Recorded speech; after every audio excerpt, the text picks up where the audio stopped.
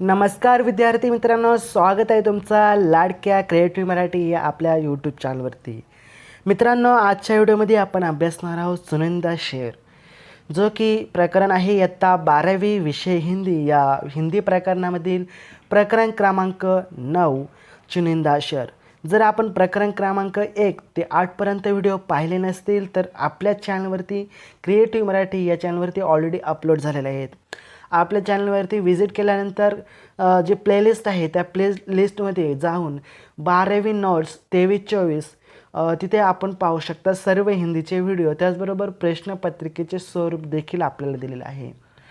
मित्रांनो, त्याचबरोबर आपण व्हिडिओ अभ्यासण्याच्या आधी आपण जर चॅनलवरती नवीन असाल तर नक्कीच आपल्या चॅनलला सबस्क्राईब करून टाका, व्हिडिओला लाईक करा आणि शेअर करा.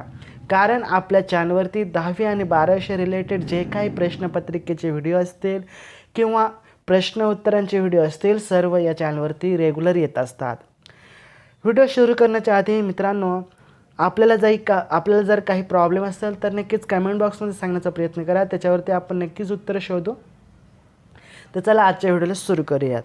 तर पहा मित्रांनो, इयत्ता 12वी विषय आहे हिंदी आणि ह्या हिंदी प्रकरणामधील चुनिंदा जो शेर प्रकरण आहे त्या प्रकरणाचं संपूर्ण आज प्रश्न उत्तरे आपण अभ्यासाचा प्रयत्न करणार आहोत. तर पहिला प्रश्न आहे मित्रांनो, आकलन कृतीवरती आहे. परिदोंके पह शिकायत. तर त्याचं उत्तर आहे मित्रांनो, परिंदों को यह शिकायत है, हे मालिक अभी तो हमारी बात सुनो. ऐसा प्रतीत होता है जो दाना आपकी कृपा से हमें प्राप्त होता है, उसमें भी काड़े लगे हैं. तर नेक्स्ट पहा, आकलनवरतीच आधारित आहे. नदी के प्रति उत्तरदायित्व. हमारी संस्कृति में नदी को माता के रूप में पूजा जाता है. नदी मानव सभ्यता के लिए जीवनदायी का काम करती है. इस नदी रूपी माता के लिए हमारी भी कुछ उत्तरदायित्व है.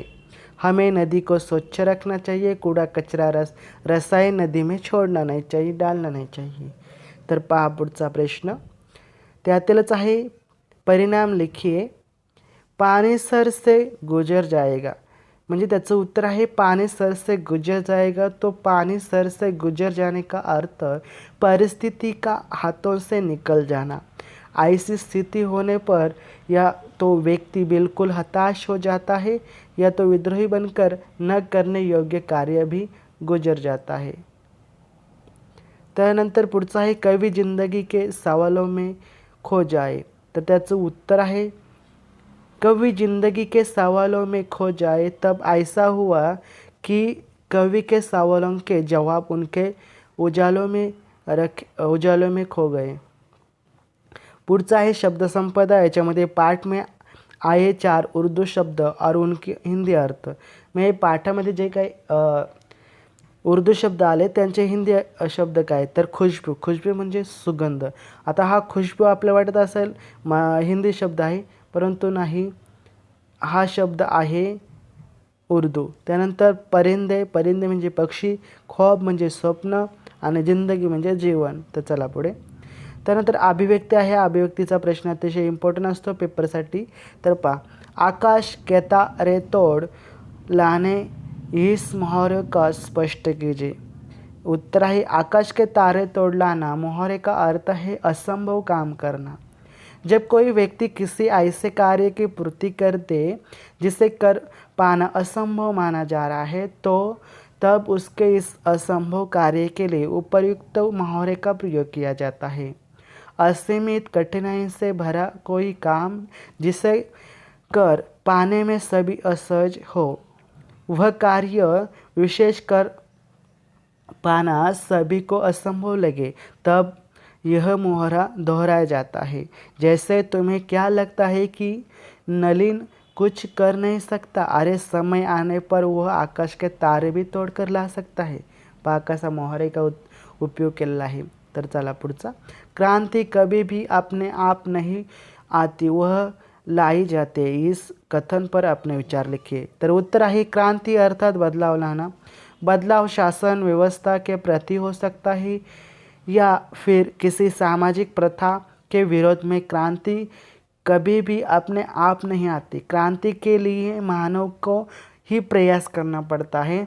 कोई व्यवस्था अथवा रूढ़ि भले ही जर्जर हो चुकी है, समाज के विकास के लिए अहितकर बन रही है। अगर हम उसे बदलने के लिए क्रांतिकारी कदम नहीं उठाएंगे तो हमारा समाज प्रगति नहीं कर पाएगा, कुपक मंडूक बना रहेगा। इतिहास साक्षी है कि जब जब मानव नए सिद्धांतों को, नई खोजों को अपने समाज निरंतर विकास के मार्ग पर आगे बढ़ता है। पुढचा प्रश्न अतिशय इम्पॉर्टंट है, रसास्वादन त्याचं पहा। कवि की भावुकता और संवेदनशीलता को समझते हुए चुनिंदा शेर का रसास्वादन कीजिए।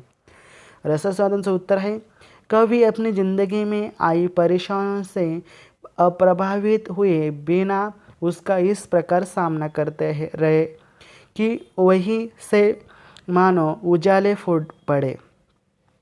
सारी परेशानियाँ इस प्रकार समाप्त हो गई मानो कभी थी ही नहीं। हर सुबह हमारे लिए एक नया संदेश लेकर आती है।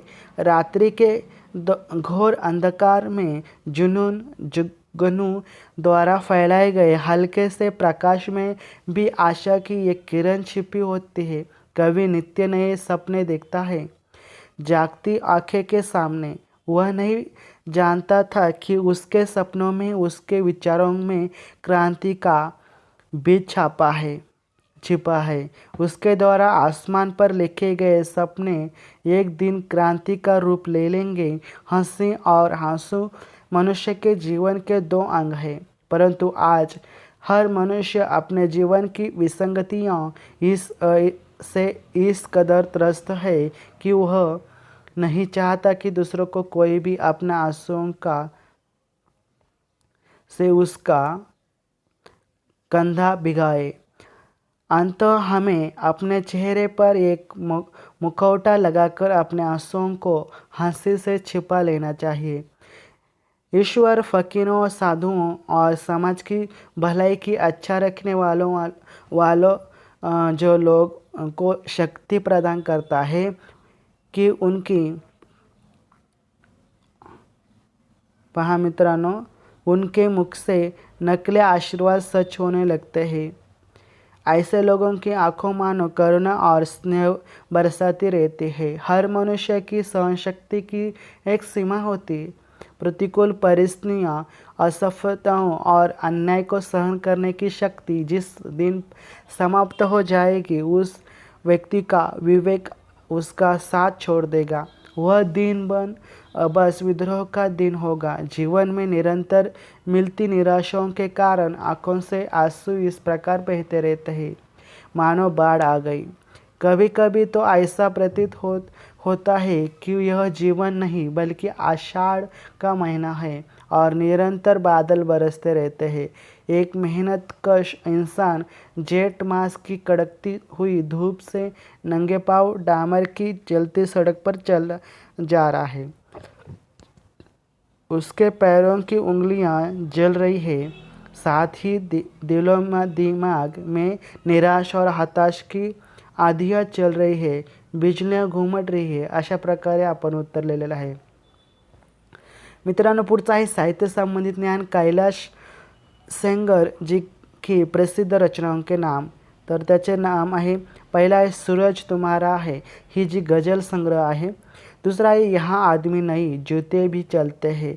तीसरा है सुबह होने का इंतजार, कहानी संग्रह आहे।